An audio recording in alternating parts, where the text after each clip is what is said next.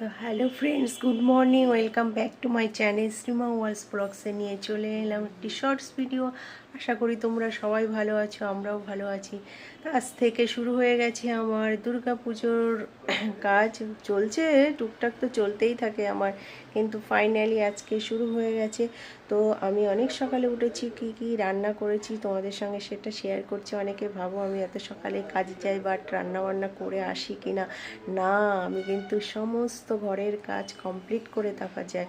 আমি ঘুম থেকে উঠেছি, আগে ভাত বসিয়ে দিয়েছি, তারপর ডাল করেছি, পটল ভেজেছি, আলু উচ্ছে ভেজেছি, ঘর মুছেছি, চান করেছি, পুজো দিয়েছি।